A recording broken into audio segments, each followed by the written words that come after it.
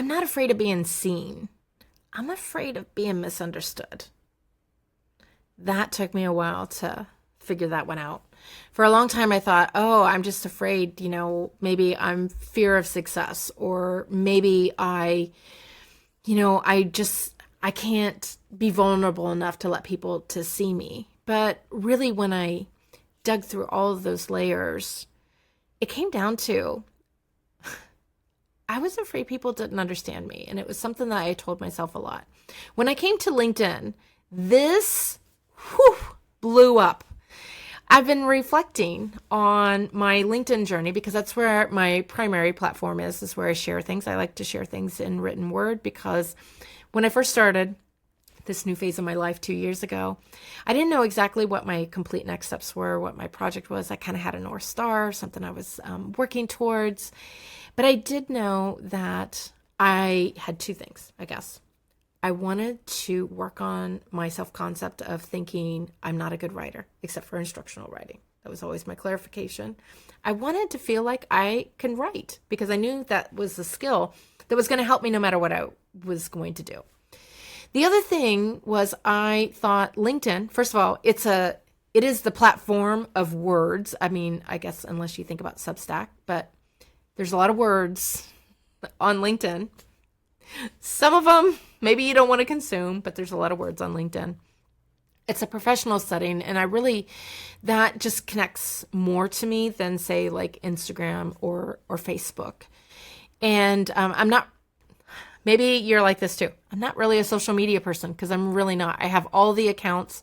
I'm not on them very much. And when I am, I'm very targeted and strategic in how I engage with them. Like getting lost in a scroll, that's not something that happens to me because I don't enjoy it that much. But LinkedIn, I love being on.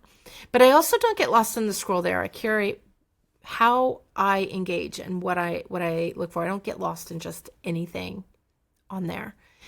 And when I came there, I knew that it was going to be a good platform for what I was looking for, the way that I was thinking about myself. And I wanted to work on writing. And through that, being seen wasn't, you know what?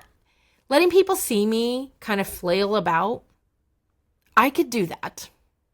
I could get into that beginner mindset, as they say, and be both the expert and the beginner at the same time. Because I am an expert. I'm an expert in my field. I'm an expert in all of my industry experience, my education, and my lived experience. All of that wisdom comes together. I'm an expert in that. Not just in being me, and a bunch of things that are offshoots from that. So, but boy, was I afraid people weren't going to understand me. And then I would talk to people, and then it was obviously didn't understand me. And it just reinforced that fear. And part of it is I didn't always talk to people who were my people. And because I had that fear, it just intensified and it showed up. So I'm going to share with you my LinkedIn article that's from a day ago. I think this was on May 22nd, 2025. So in case anybody's looking for it, I don't know how long these YouTube videos, what their shelf life is. So maybe you're stumbling on it and it's 2028. I don't know. Maybe this information is still relevant then. Wouldn't that be really cool? That would be so cool. So I'm going to read you my post. And maybe, especially if you're thinking about going on LinkedIn, or maybe you've been on LinkedIn and you kind of hate it, or just looking for something different, maybe this will give you some insights. So I don't believe every post has to be about, on LinkedIn, about selling something. It can be. There's absolutely nothing wrong with that. But I also think more importantly than anything, even if you are selling something, is to be able to find some resonance, to be able to find connection with that. And I always think about it connecting with myself first, because I'm not going to build something that I don't like. I'm going to build something that I want to have for me. And then I'm going to figure out who could this work for? Who else is looking for this? How can I be of service? So this is one of those posts for me. And all right, I'm not afraid of being seen. I'm afraid of being misunderstood. This is what I wrote down. This is where I felt the ache. When you care so much about the integrity of your message, so deeply that the clarity has to settle in your cells before it settles on the page. And because of that care, sometimes you overclarify. You pile explanation on top of insight. You want to be received, not just heard. It's overwhelming, yet you haven't found your tipping point. That was my thing. Like, how much extra do I explain before it tips over into, like, now I've over-explained? Figuring that out was a real challenge for me. And starting as somebody who wanted to become a better writer, it was something that I didn't always see. It was hard. And I think it's because, even in these videos, I'm giving you a lot of explanation. So maybe you're like, oh my gosh, she still has that because I see her explaining the background. So I'm kind of giving you the in between the lines. Maybe it's not even, completely needed. Maybe this is like a therapy session for myself. This is what happens when you're in this world. You start to see more things within you, right? But that tipping point, I'm much better at it in my writing. And I'm aware of this. And, but there's more to it than just that. So it's overwhelming, yet you haven't found the tipping point because your desire for resonance is so sacred that your brain scrambles to get it right. But this over-clarifying is really a heart aching to be felt, a soul asking, did that land the way I meant it? And when it feels like it didn't, you scramble, you explain, you loop. Even a year ago, my writing would have so much of that. And now it doesn't have a lot of that. I can't say never, because there's certain things that we don't really see about ourselves. But bringing this up into the awareness is really how you start to work from it. And there's things, easy things that you can do. And one of them for me that I've done, I do it daily, whether I think I need it or not, it doesn't matter. And I actually, oftentimes I do them multiple times throughout the day because you can do them in little as a minute or 3 minutes. And there are these little somatic exercises that you can do for the help with your nervous system where you can communicate with it. And they've made such a huge difference in how I feel. So sometimes it doesn't matter actually whether or not someone thinks you're over-explaining. Do you feel you're over-explaining? And then there's the antecedent effect, which is you keep going backwards until you get to kind of the root. So if I over-explained, well, what was I feeling? Why was I feeling that?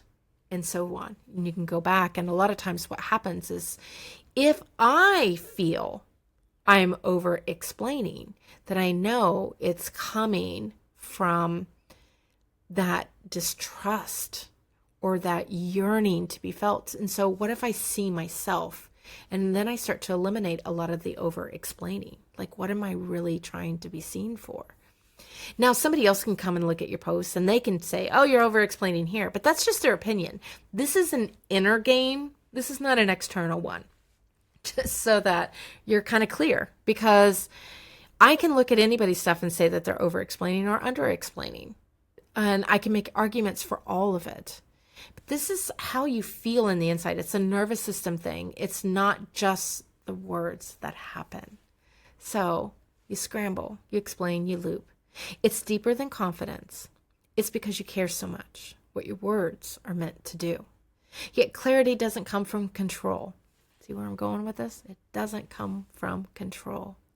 It comes from trusting that your words carry more than just meaning. They carry frequency.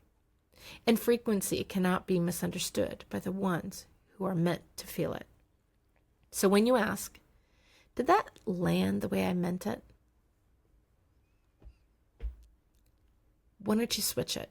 Consider switching your perspective. Did I feel this before I posted it?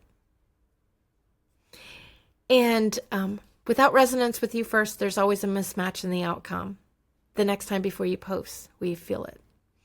And this is really deeply meaningful to me. This is something that I have been working on with great intention for the past 10 months in various ways. I've tried it out in some different ways, and I've kind of honed it down into a process that I've used to help some others. And that's what the Before You Post program is about.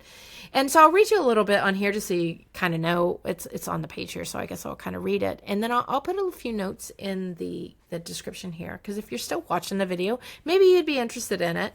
If not, or even if you are, I'm on LinkedIn. I'm there most days.